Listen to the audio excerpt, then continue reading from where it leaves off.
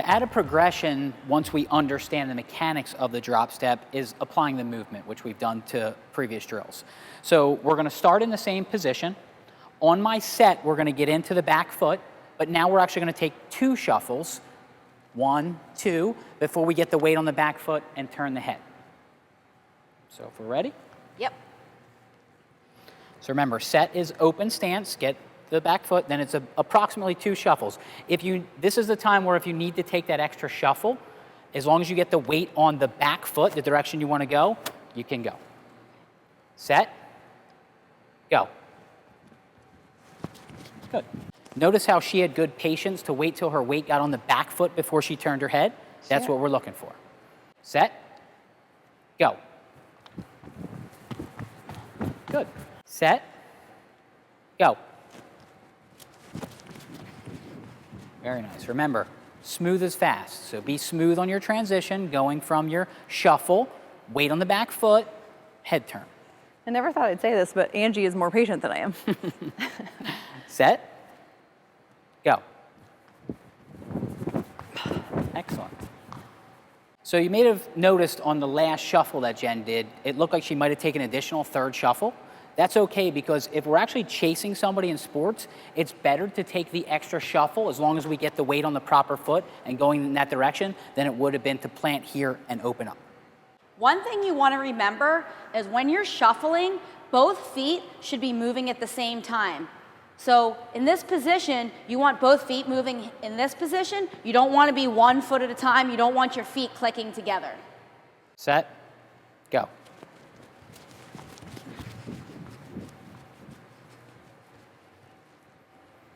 Set, go. Set, go. Good. You may notice that Jen is traveling at a 45-degree angle. Her feet, that L position that Tim spoke of, is having her do that.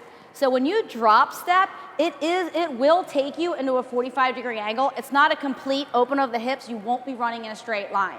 A good reference to this is thinking about maybe a basketball game where if somebody is not good at dribbling with their left hand, and as a defender, you want to push them in that direction. So again, it will be a drop step with the L feet leaning, and then that L foot position will put you at a 45-degree angle. The next progression we're going to work on is now going from the drop shuffle position to coming back forward. So we're still going to set up in the same position. On my set is the step, creating that L position that we highlighted earlier. 2 shuffles, absorb the energy, and come back forward. So this is one where it's okay in the beginning if you need to come to a stop before shifting the weight to come back. As we progress further, we're going to absorb energy. So the first one might look like a stop, shift back to forward and go. As we progress and get better, it may look like shuffle, head and shoulders out front to come back forward. Okay? So remember, the set is the step, 2 shuffles, drop, come back forward. Got it. Set, go. Excellent.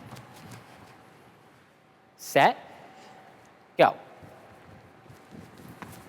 Very good. Once again, set, go. Good. Notice Angie's foot position when she was going. It's the same as when she's starting, so see if you can make sure. Yours look like you might have got a little wide on your last step. Thank you. Set, go. Much better. So once again, if you saw, Jen's doing a good job of starting, but as she's carrying so much energy, even that slight little variation in her foot's causing a little pressure on the back foot, which is causing a little slippage. So I want to actually see if I can get Jen into a little bit tighter posture so she's getting more weight going forward. Again, the patience factor that Angie talked about. Be patient. This is the lesson that keeps going up for me. Set, go. Very nice. So notice that good forward lean, so that's what we need to get you, and that forward lean will take care of the back foot posture a little bit more. You won't be able to put weight on the back foot if all your weight's forward. I came up with a little, I'm gonna have to return to this. When I was learning this drill, I came up with this little saying as I was doing it: drop, step, shuffle, shuffle, teapot, go. And I think I'm gonna have to return to that now, so bear with me on this. But this leg is getting away from me a little bit. Okay, so. Set, drop step, Go. shuffle, shuffle. And that, so my foot's already out, right? Yeah. So your base position wasn't bad as long as you really get that Drop step. pouring position of the teapot forward. Yeah. There That's you go. it, okay. See how it makes you want to come back forward? That's important. Yep. If it's effortless, we're saving energy in the long run. Set. Go. There you go. That was good. Very good.